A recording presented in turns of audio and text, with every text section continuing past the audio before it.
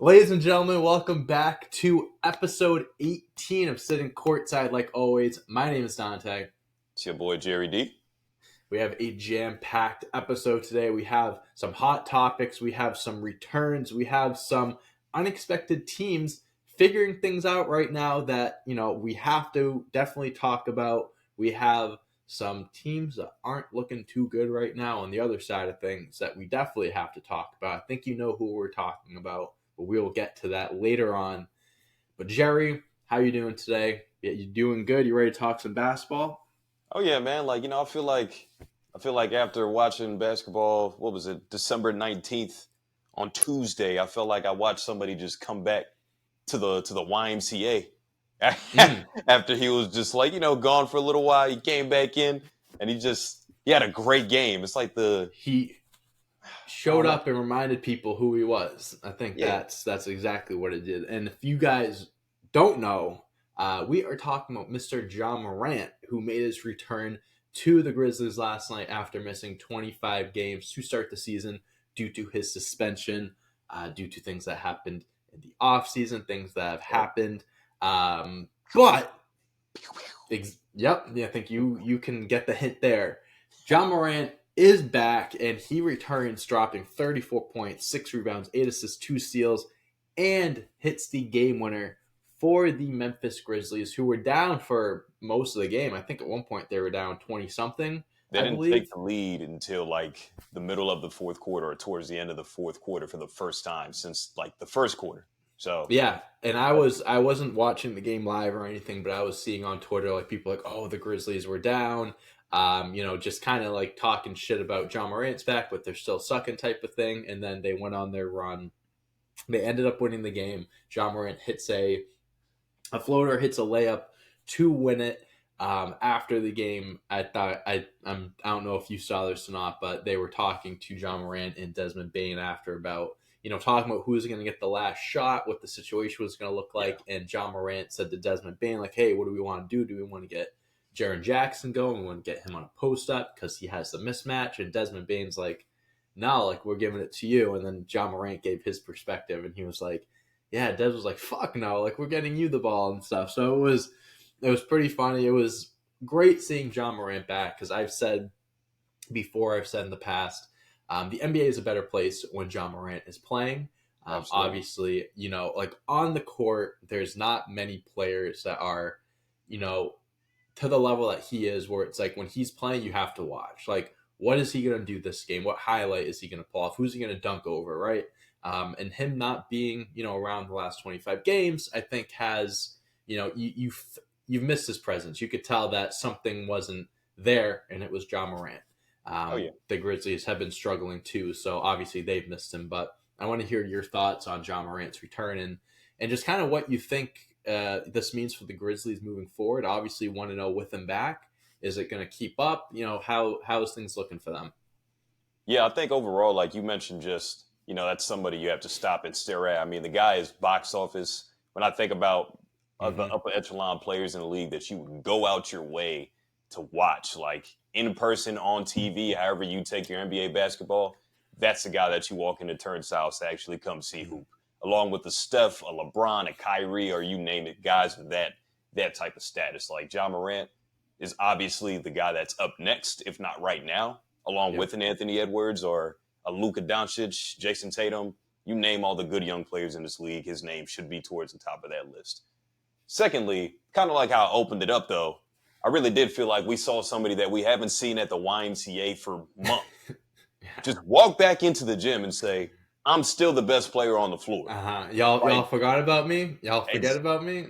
exactly. Yeah. Despite, Yeah. I know Zion was a little under the weather yesterday, but he only had 13 points here on the court, so I have to include you. A little under the Brandon weather, a Ingram, little overweight too. under the weather and a sorry, little sorry, overweight. sorry. That's We got it off our crazy. chest. We got it off our chest last week. Oh, man. That was a low blow. Check out our last video. Why Zion's problem for the Pelicans? Whew. Keep going. What a plug-in. What a plug-in, No, what a man. plug. Yeah, Dante came sneak it from in there. blood right Even with flu-like symptoms, I'm still bringing the heat. Still bringing the zinger. Easy. Okay. All right. Yeah. I All get right. it. Anyway, go ahead. It was warranted. Under That the was weather. warranted. Thank you. But Thank you. yeah, Under the he's weather. still that should have been a field where Zion and Brandon Ingram, CJ McCollum, feel like everybody should have outshined Ja, or at least try to put him in a box Sure. where we're not going to let this guy beat us because we know what he's capable of. And if they didn't, I hope they do now. But in general, though, I mean, Ja looked great, man. Like, sure, like I heard Taylor Jenkins say before the game, all through the broadcast, that he's mostly like a two-stint player, meaning he gets a short break and then he's back in for like a long stretch of the game before he gets out again. It was like a 3 or 4 stint player because his wind is not there right now. And you can see it on his jump shots, all the threes he took. I think he went over, didn't hit a single three last night. Yeah.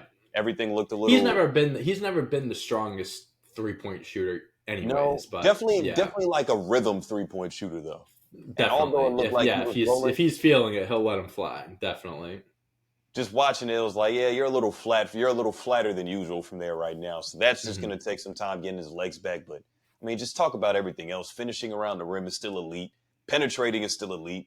Getting offensive rebounds, like he's still really good at that for his size. So I'm expecting the Grizzlies to still finish somewhere like in the middle of the pack, and not necessarily like towards the play-in seeds, but I don't know. Like best case scenario, maybe they slide into a 10th seed, but they have to win like definitely a lot more games than they lose clearly. But I'm thinking like if he missed 25 games, if there's another 60 plus or 60 something games to go, they have to win like 40 of those games for them to actually like have a shot to make it and be somewhere solidified in. Like you said, they're 1-0. They're starting off hot, but I still would bet against this team to make it to the postseason.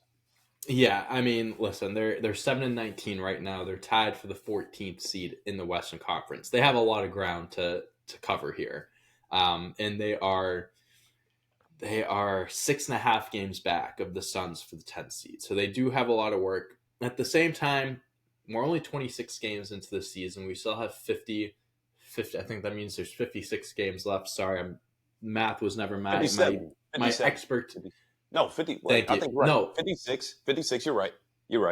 I'm right. Okay. I was like, that took a lot just to come up with that. And if I got it wrong, you're throwing me off. Anyways, they still have plenty of time. And we talked about this last week. I talked about the graphic of ESPN saying they have a 0.4% chance of making the playoffs. I think that's bogus. I said that last week and I still believe it. I think any team can go on a run. The Phoenix Suns could lose the next 10 games and the Grizzlies could win the next 10 games. What happens there? They probably will swap places. That could happen. Will it happen? I'm not saying it is, but you never know in the NBA. Shit like that could happen. There's schedule coming up. They don't have the easiest schedule in the world, but they are playing teams like, they have Indiana coming up next and they have Atlanta. They play New Orleans again. They're going to have challenges with Denver, LA. They're having this mix of games where like they're playing really good teams, but also teams that they can kind of, get going again. And I think, as the season plays out and they get more comfortable, Ja Morant gets, keeps getting going. He just keeps getting better and better as the season goes on. Who says that this team doesn't sneak into the playoffs? Like you said, they're going to have to do a lot. They're going to have to win a whole lot more games than lose. But and I do think that is possible. Marcus Smart is coming back this week as well. They said either they play Thursday and Saturday, and they said it's going to be one of those two games. And he's been out for a month. That could him and Ja Morant together on the floor together. Who knows how that duo is? I'm not saying they're going to be the best duo in the league, but they could together. They can make some noise in Memphis. They can turn things around. And I'm excited to see how the season plays on for them. They are a league pass team for sure. They're one of those teams that I will watch when they are on, especially now with Ja back. So I'm curious to see how it plays out for them. I think it can go either way. I can see it kind of just this year being a wash just because you lost so much time with Ja, or you build off of this and you still end up, turn shit into something to work with. You know what I mean? The season was a complete waste. Before we like transition to something else here, the one question I want to ask for you is like, obviously he took off these 25 games. Hell, if you want to go back to last season where he basically wasn't playing up until like the postseason where he came back in and played a little bit against the Lakers in that playoff series. And he got hurt again. Exactly. So he missed a lot of time on the court, obviously. And then we know what happened off of it. Do you see him just staying out of trouble for the rest of the year? Do you really think that time off, he used it for the right reasons? Because obviously Ja Morant didn't break any actual laws like Right. within society. It's like the NBA bylaws is what he broke. Like the IG Right. mess with the strip club, obviously waving around a gun a couple times. The red Hmm. dot issue with the Pacers last year. Like Yeah. Yeah. obviously NBA Yeah. bylaws he I forgot it. violated. Oh my god, I forgot about that. I It's a forgot long about. it's a long Yeah. rap sheet of what Ja did that Uh-huh. that's what landed him the 25 games. But my question I anyway, how do you just think do you think he took a step forward as a man, not even as a basketball player? Just do you think he's grown off the floor? Because that's what we're the most worried about here. I hope so. Obviously, I don't know him personally. I don't Yeah. know, what his inner circle is like or anything like that. What you could hope is that this young man, took, took the punishments handed down by the NBA, and he used this time to reflect and understand how quickly things can get taken away from you, whether it's through injury, off the court issue, whatever it may be. Things can happen in a blink of an eye. And because of his actions, he missed out on making hundreds of millions more dollars off contract because he didn't play enough games, all this and that, whatever. I can only hope because I pride myself in years ago when he was drafted, I was telling everyone, I said, give it a few years. This guy is going to be a top 3, top 5 guard in the league. I am telling you, this kid is going to be.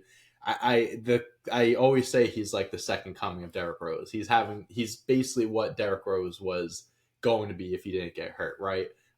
He has a special. He's a special player, and he has so much potential, and it would kill me. It would really, really suck seeing someone like that, who has such a huge opportunity to, also, be the face of a younger generation, just kind of like, being the role model for these younger kids. That's not something you want to take advantage of and you want to take lightly. So, he's still young. He made some mistakes. Everyone makes mistakes. That's life. You can only hope that he took this time and kind of understood, why all this stuff happened, and that he only grows from it. I would like to think that he did grow from it, but at the end of the day, that's for him to show us. He can say all these things, he can whatever, but it's about how things play out. And I believe that he can become a better person. That he has become a better person, and all this stuff hopefully will be in his past. Yeah, like, I'm right there with you. I just really want to shed light on this because I mean, not even just as an NBA fan, but just as another man to man Mm-hmm. situation. Like, we want to see you do great. We want to see you compete for NBA titles, MVPs, All Star bids, hella dunk contests if you feel like it. That would be Mm-hmm. great. But Hope so. there's just a lot that goes on in the outside world I could only imagine as an NBA player or a professional athlete in general, where they don't know how to navigate situations and they fall into bullshit like this, Mm-hmm. where you are getting in trouble off the court for pretty petty reasons, for things that you know that really shouldn't be happening, but somehow you fail to dodge the bad juju or the bad mischief that's just happening around you, whether it's your fault or not. So Mm-hmm. I really just wanted to shed light on it because I mean, come on, man, like you're making millions of dollars to play a kid's game, and a lot of people really like you. Kids, grown ass men like us, NBA Yeah. analysts, Uh-huh. your coaches, your teammates, your counterparts as players that are playing against you every single night. People want to see you on the floor competing at the highest level. So, dude, from Jerry to Ja Morant, please just do better. Please, I hope you did learn from this shit Mm-hmm. and that you're going to be an even better player and a better man because of it. Stay out of trouble. Like, man, follow the LeBron path, man.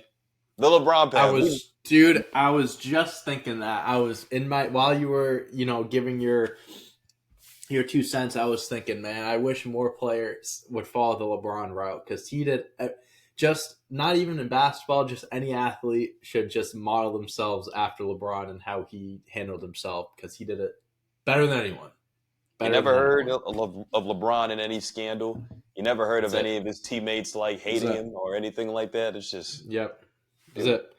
come on, man. That's so hoping the best for John Morant. After one game, it looks like things are looking better for the Grizzlies. We'll see how things pan out. Now let's talk about another team in the Western Conference, Jerry, who we have been critical of in the past, but over the last 10 games, they have been on a roll. And I am talking about, Jerry, the one, the only, your favorite NBA team, the Los Angeles Clippers. The Los Angeles Clippers are 9-1 over their last 10 games. And in those 10 games, my boy, my all-time favorite player, That's James right. Harden. Yes, sir. James Harden. See, I throw you under the bus. I'll throw it. Listen, I could take a. I took it right. I knew you were going to do that to me, so I beat you to it.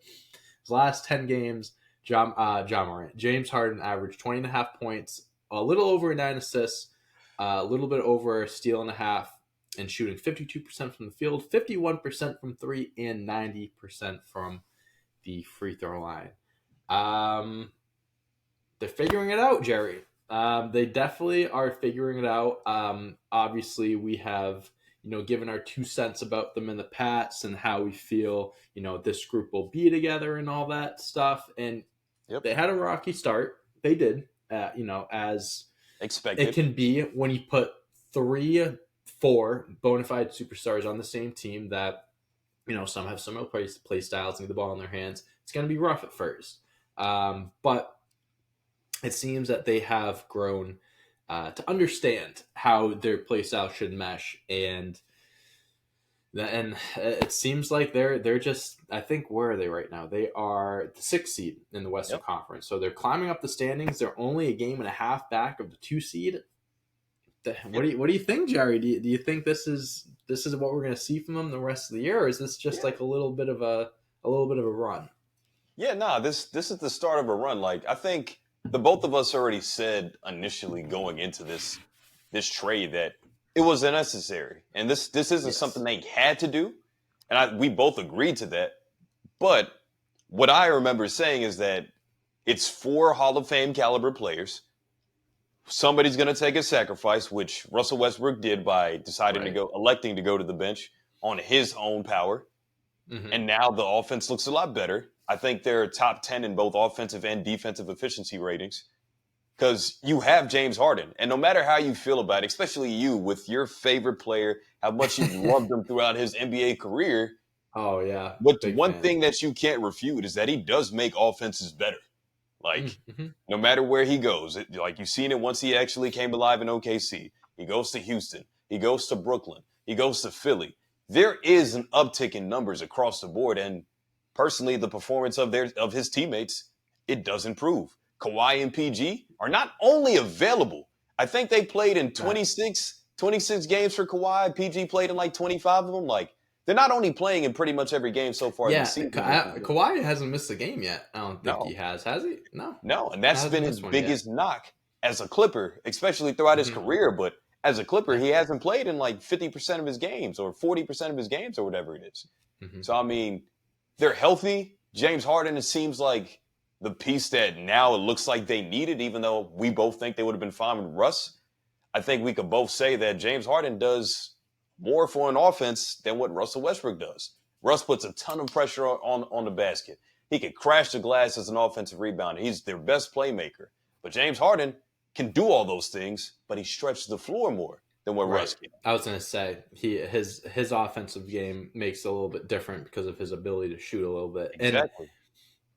And listen, that I think you can call it what it is. Maybe it's just the James Harden system. Wherever he goes, the offense follows. I mean, the last Yeah. 5 games, I'm looking at their stats now, where they're 5-0. Harden's averaging almost 22 and 10, and the shooting splits are similar to what I just read. Mm-hmm. Kawhi's averaging over 31 a game, Yeah. over 5 rebounds, 66, 54, 94 shooting, and Paul George is averaging 20 points, 2.5 steals, 50, 40, 90. They're all shooting 50, 40, at least 50, 40, 90. That's what you get out of those type That's of guys. right, right. I don't have Westbrook's stats pulled up right now, but obviously, whatever he's doing off the bench, it seems that sacrifice he made was Yeah. important. Westbrook was good for that team and stuff, but I think when you in the starting lineup, you swap out Westbrook for Harden. These are the results you kind of expect to get.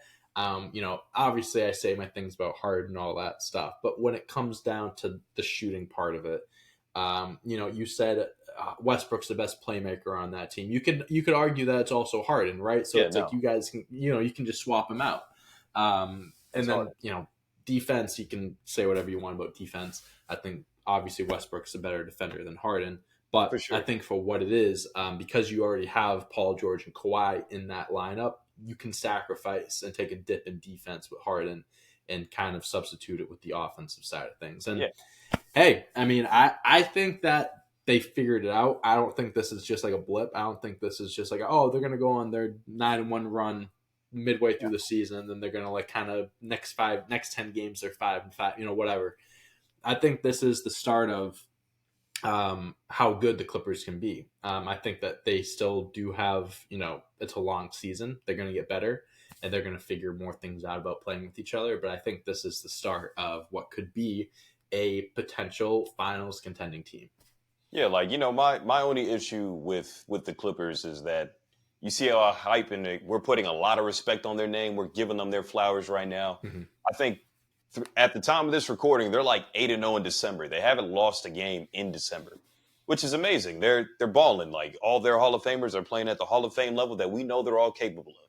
But just like we've seen in the last 4 years, just like how I feel about the Dallas Cowboys sometimes, what can go wrong will go wrong. And That's if right. injuries are still a problem right now, I'm not going to bank on these guys being healthy come postseason time. Right. Because they showed me time and time again, every time I put stock into this other team in Los Angeles, that they could get over the hump and get to the NBA Finals. That's exactly how I feel right now. But I just said, wait a minute, Jerry. Wait. You're going to do this to yourself again.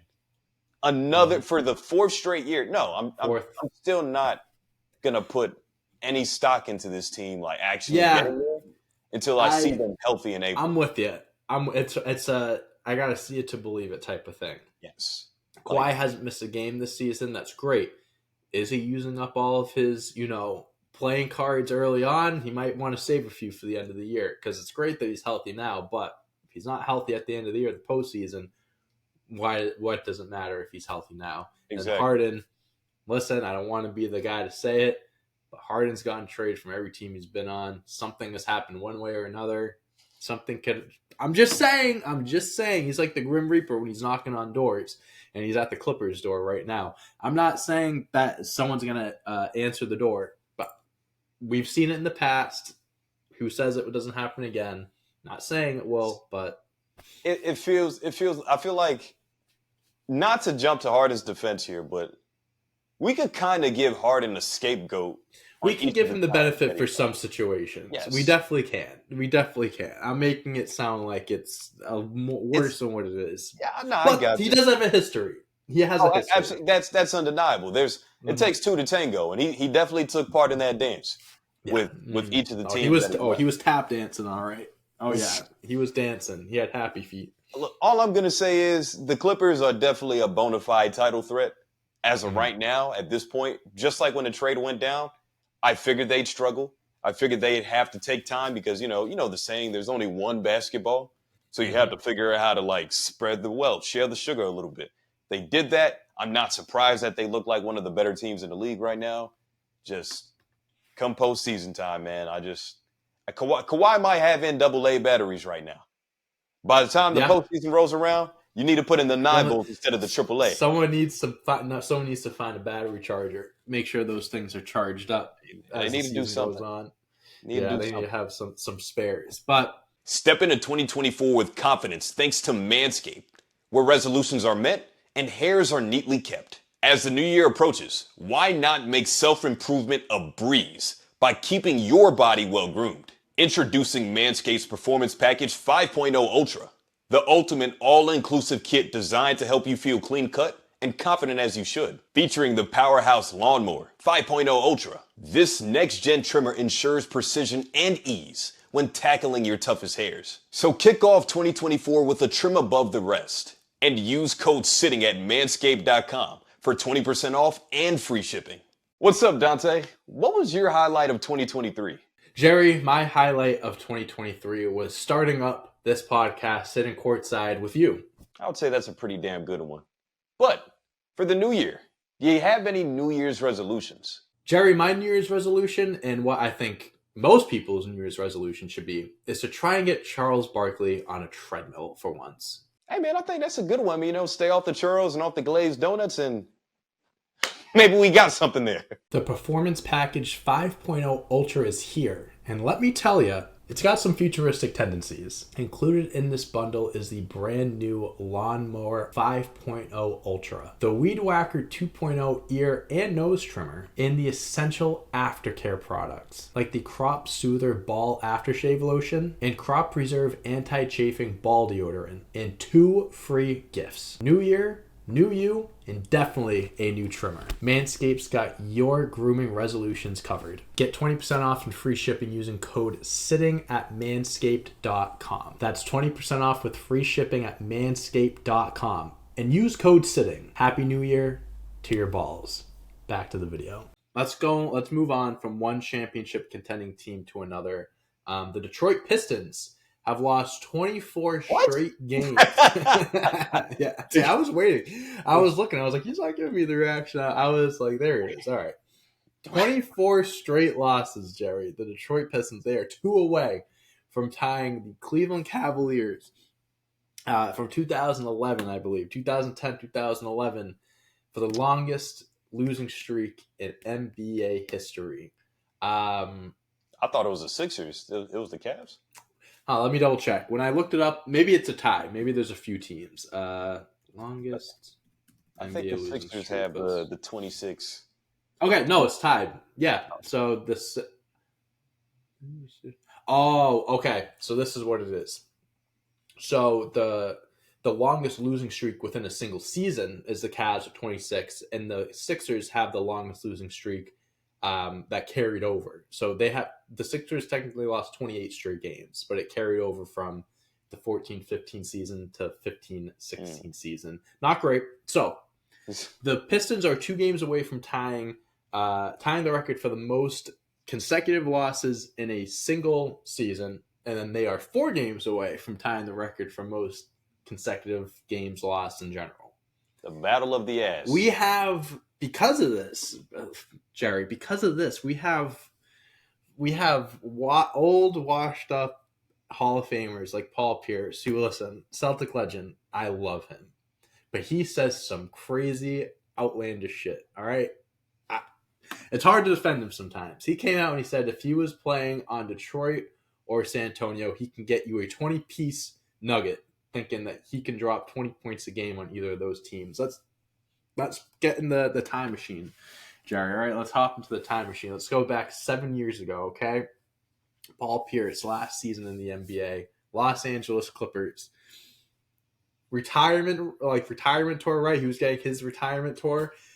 The season high he had that season was 10 points. That was 7 years ago.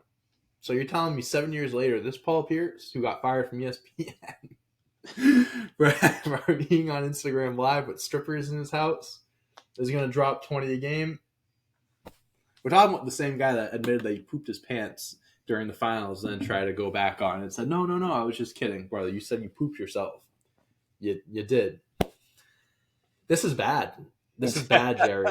This is really bad. It's terrible. And it's gotten so bad that I don't have the exact quote in front of me. I don't know if you saw this, but they were talking to Monty Williams, the head coach of the Pistons, about it and stuff, and like the challenges or whatever. He said it's the toughest challenge of his career. I bet. Somewhere in that quote, he also brought up the fact that he has lost, family members, and like his wife died in a car accident or something. Other family members to cancer. But yeah, it's terrible. But it's like we've gotten to this point, man, where like these things are getting brought up in interviews and questions about how bad the team is doing. This just isn't. It's bad, Jerry. I don't really have much else to say. Do you have anything to say? It's every day. It's just getting worse. The only thing I could say, I got a couple things. Paul Pierce just needs to stay as far away from an NBA basketball court and him actually physically being on it during an NBA game against NBA competition. He's at every Celtics practice, bro. He's near an NBA court every day. I don't need him. He's always getting shots up. He probably shot like 10 straight threes the other day at Celtics facility. He was like, I can still play. Look, shout out to Double P, man. I'm He's gonna a give you legend. about 6 points on an NBA floor today, Yeah, and that's me being that's honestly generous. generous. Yeah, Yes, that's 2 threes you're asking of him. maybe he still got the range. I don't trust Maybe, his maybe. conditioning. I feel like Oh, Paul he's Pierce is definitely not naturally stayed in shape since he left. No way.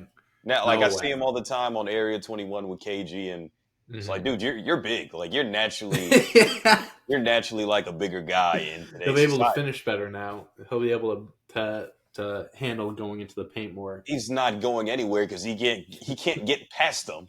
Like there's no He'll way. be Like deep no. breathing out of breath by the time he's jogging up half court. W- Anyways, One dribble move and he's done. one dribble move. That's it. That's it.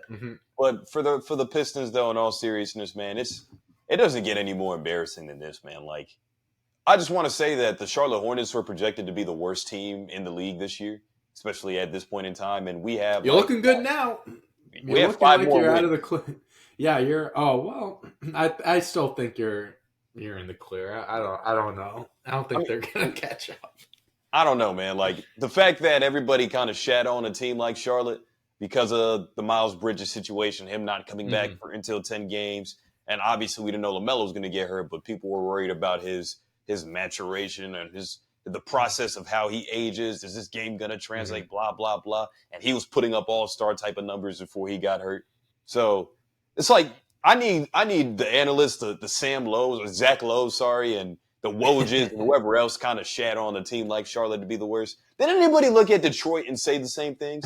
No, because they have Cade Yeah. Cunningham coming back from injury, Yeah. who's the rookie of the year, plays really Just well. signed He's got Monty Williams to yeah, the richest an contract for a NBA coach. Finals kind of capable Mhm. coach that took a team to the finals. Jalen Duren is supposed to be really good. Isaiah Stewart's another good piece. Sir Thompson is a great story. You know I love him. Bogdanovich can give you 20 a game. Yes, I don't think he's played yet. He's going to be a No, trade. yeah, I think no, I think he has. That's the sad part. Oh wow. Well, Yeah, you think he would help a little bit, but no, no. it's basically that's. I feel like for the last decade or so, we looked at Sacramento as basketball hell because they had the longest playoff drought and nothing was Ooh, going on over there. Detroit ain't not The getting a motor, good rep right now. the Motor Mm-hmm. City, I think, is what basketball hell is today. I think of undesirable destinations that free agents don't want to go to. That if They I'm a call it player, the and I motor. get They call it Motor City. People get in their motor vehicles and drive right out of past. there, drive right through it, Yeah, right through no. it. I Mm-hmm. think of if I'm traded there as a player, I am depressed. I am not happy because I know for the rest of the season we're not going to do a lot of winning. I am better off just collecting my check here and bouncing back home, going to the crib and doing nothing. I don't know. Even like 6 years ago when Blake Griffin got traded from LA to Detroit, oh my god, I would have been in hysterics. I would have been so upset. And you know what? They weren't They were even better back basketball then. hell yet. They weren't that bad back Yeah. then. I'm just lighting like the move, like going to Detroit. Like you're going from LA to Detroit, like well, that's night and day. It's definitely a drop off. Just Mm-hmm. in general, what we're seeing right now is just the equivalent of to like some of the worst teams that I could think about since we've been old enough to comprehend what Yeah. exactly winning and losing means. And like Mm-hmm. we witnessed a Charlotte Bobcats team win 7 games. We saw the Philadelphia 76ers during their process of trying to get Joel Embiid and other star players through the draft look like pure ass out there on an NBA floor every night with Nerlens Noel and Jahlil Okafor. That was bad to watch. The Sacramento Kings, Yeah. the middle of the 2010s outside of Boogie, even with Boogie, they were still a really bad team. Forgettable. Yeah. Mm-hmm. Like that's how bad it's gotten now to where we look at Detroit and say they have really good young talent. They have good young pieces. Wow. But at the same time, on the court, what the fuck is happening? They don't look like yeah. It's like some because you list it like Cade, Jay and Ivy, Jalen, Isaiah Stewart, Bogdanovich. I'm probably Asir Thompson, who's having a respectable rookie year for what it is, and a good head coach, right? You'd think that obviously this isn't a team that is going to make any noise in the Eastern Conference. Everyone knew that going into the season. I expect an improvement. Something, you expected. Their win percentage right now is 1.74. It's not good. That's really bad. And let's look at their schedule. Let's see. Let's play a game. Let's try to predict when they will get their next win. How about that? Okay. So they play. Oh my god! Whoever wins this, we got to pay for the other's lunch or something like that. We got here. We have Utah, Brooklyn twice, the Celtics, Toronto, Houston, Loss. Utah again. Getting demolished. Do you want me to even list the name? Do you want me to even list the teams, or is it just gonna keep being lost? Because January 10th they play San Antonio. We got something. Light. We got something here. And then you got Houston the next game, and then Washington the game after that. So on the 10th and the 15th of January, we're circling those days on our calendar because it's if you can't win those games, then then they're not winning the rest of the year. They're only going to win a game if the other team's starting five all tear their ACLs pregame warm up. Or they decide to bench everyone. It's like end of the season, like the team's a 1 seed, clinched everything, and they're like, you know what? The Celtics, we're going to put out Banton. We're going to start Luke Cornett. Luke Cornett might put up numbers against. Anyways, it might be a while before they get a win. Let's play an even better game. Let's play maybe an even more like if they don't do this, that I'm going to buy a Pistons t-shirt. Like. Oh boy! Let's set a line right football. Now. This is like fantasy football, and you made me put up the posters behind me. Yes. Remember that? For the NBA postseason. Once the NBA postseason rolls around, over or under 9.5 wins for the Detroit Pistons, because there's no way they can't win 8 more games. They have 2 wins right now, correct? Yes. There's no way that they do not win at least 8 games. It's December 20th at the time of this recording. You mean to tell me by April 11th or April 13th, whenever this season ends, they don't have 2 wins? I am concerned. And if they don't have under 10 wins, I'm wearing a Piston shirt. For our first I just looked through the rest of their schedule, and I threw the Hornets in this too. They play Washington, San Antonio, and Charlotte 7 more times this year. Even if they win all those games, that's still less. That's only 9. And they're not going to win all those games, right? So, I don't know. Who do they beat? Whoever they beat should be a shit. Charlotte and then Chicago. And Chicago was fucking... They didn't know what the hell they were doing. Yeah, I'm going to go under. I think this is a record-breaking year. I think they will break the record for, lowest win percentage. That's insane.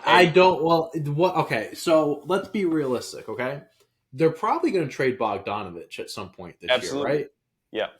Okay, and he's averaging 20 a game. Get him out of there. I can't imagine if there was Cade Cunningham had a little bit of an ankle sprain, they're going to be like, take off the next 2 weeks, take off the next month or something. They're going to be so cautious with the rest. There's no hope. So it's even if the little things happen, they're going to wrap their guys in bubble wrap and just hope the best for next season. There's no way, bro. Yeah, I don't know. They might fire Monty Williams, which would be insane, which would suck. But that's definitely that's on the table. I don't even think. I don't know. If you give me a reason to believe that they'll win over 9 games, please, enlighten me. But there's nothing. There's nothing to even There's nothing to hold on. There's no faith. There's nothing to hold on to. I just don't see it. I'm not a Detroit fan. I'm being passionate about it. I'm not even a Detroit fan. If I was a Detroit fan right now, I would. How much? You can go to a Pistons game, bro. You can go to a Pistons game for $8. $4. I mean, come on. Look, it's not even bad for the team. It's bad. It's just bad business, man. It's just bad business. I'm just gonna say this. I'm gonna say this, man. Yeah, you talk. I'm done. I'm done talking about him. So I just refuse. I'll take the last 2 minutes here to say, I refuse to believe that this NBA team will not hit at least 11 wins. 11 wins is all I'm asking. I believe it. 9 W's from the end of December that we're basically at right now until mid-April, for them to get their legs right after the All-Star break, maybe they do trade Bogdanovich. Maybe it's addition by subtracting. I don't know. Maybe they bring all these guys and build a super Man. team. They get some hard-hitting veteran. They figure it out, and shit, man, they win 10 games. That's them winning an NBA championship for their organization, the first one since 2004. I don't know. There's no way that they could be this bad for this long. Now, am I expecting them to go on a crazy, ridiculous run and win all 9 of these games straight? No. I think it's going to happen like you win one, loss. You win one, maybe 10 more losses. You win it. I think it's going to come gradually. But again, that the first week of the playoffs, if they do not win 10 games, I'm buying a Pistons shirt and I'll rock it for the podcast episode that day. I'm fine with that wager. I'm not. So with your logic, you're telling me that they have to win on average 2 games a month. That's a lot to ask for.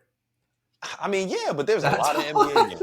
Dude, 2 games. I know. I just looked through their schedule. I know there's a lot of NBA games. Hey, you know what? You know what's going to happen? I have faith. I have faith that a really good team that plays all their guys looks at the Pistons and circles it on the list, on the schedule, right? Like, this is a night I can kind of coast.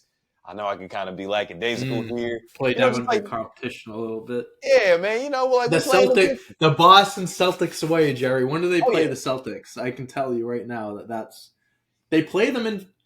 So it'll be 25, 26 sorry, on the night that they could tie the record for most consecutive losses ever.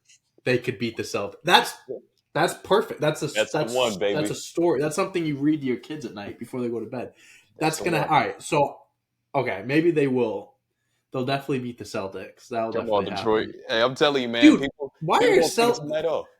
Dude, the tickets are $120 for TD Garden. Yeah, okay, buddy. I'm not paying that much money to see the Pistons come to Boston. You bet your sweet bip you are when Cade Cunningham goes in there and it goes crazy on him. I'm waiting for it now. Drops a 50 bomb on the parquet. Yeah, maybe it could happen. But on the number one defense in the league, storybook. Sign me up. Picture perfect. Yeah, you can't write a story better than this. All right, so just wrapping it up. I'm going under 9.5 game, 9.5 wins. You're going over. Correct, over, baby. Give me 10. Okay, and this will definitely be the clip that we're going to clip this off for YouTube. We'll come back to this in a few months, and we'll see what happens. We'll see. Hey, if I'm rocking the red and blue, y'all know why, baby. Y'all know. If the episode starts, I'm wearing red and blue. You know who is right and who is wrong. All right, last topic.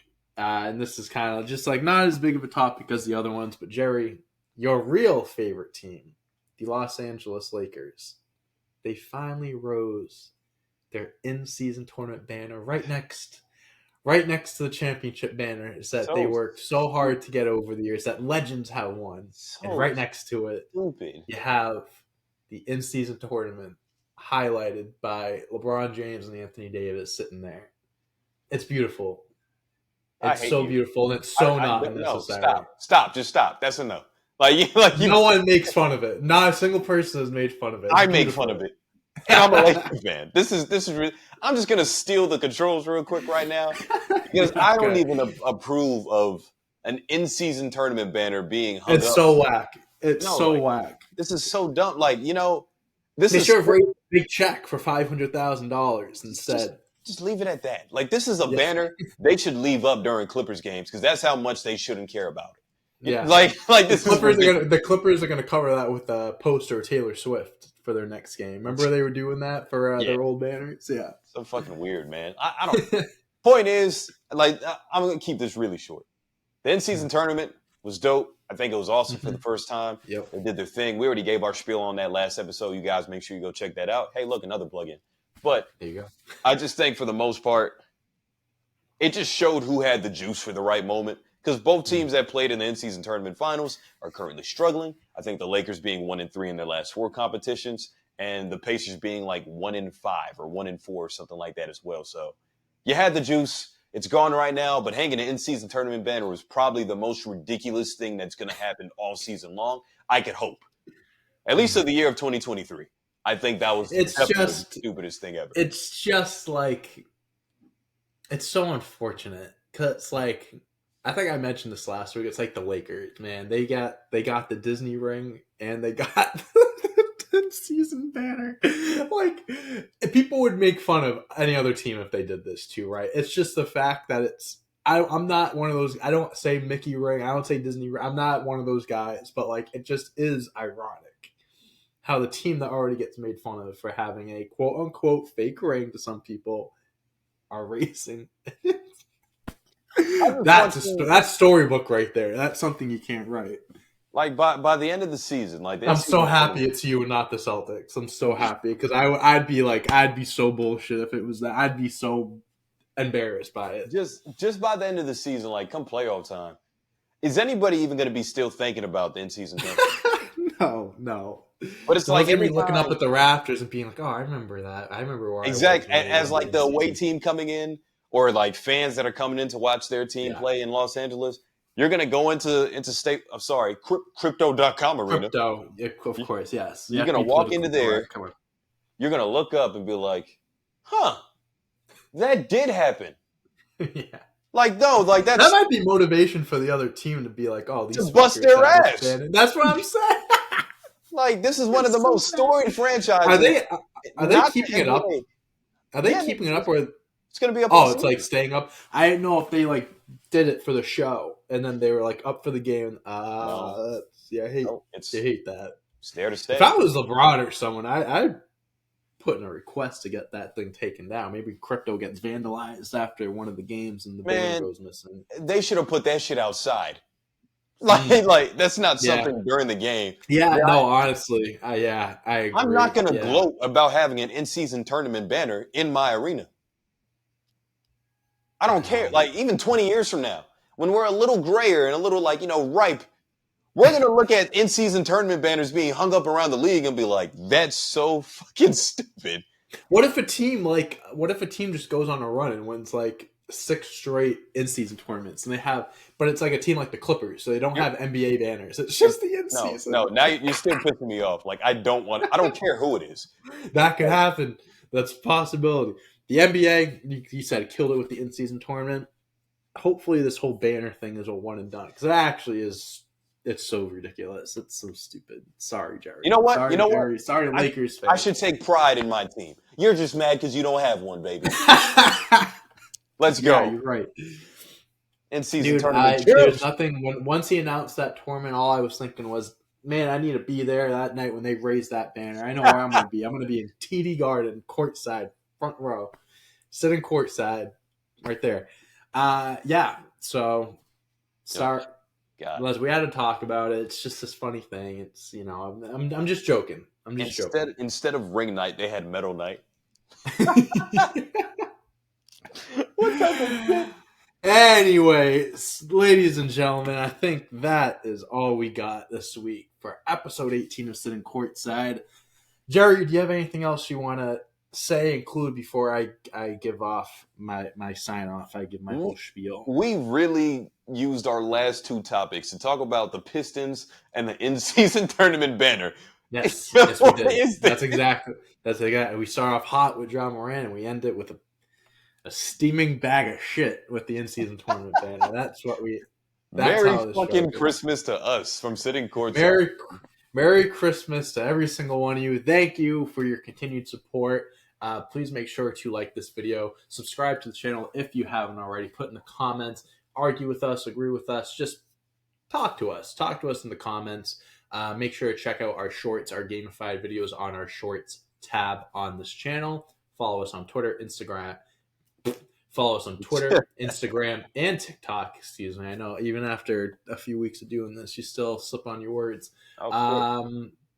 Check out all the other content on this channel, like the other podcasts and stuff. If you want to listen to this podcast, if you're on YouTube, you want to listen to it instead, like you're driving to work, whatever, check us out on all audio streaming platforms, Spotify, Apple Music, we're there. Leave us a review, all that good stuff. And if you are on YouTube, again, like, subscribe, all that good stuff. Appreciate you guys. Hopefully you have a safe and healthy holidays. We'll be back next week. And Until then, peace out. Peace.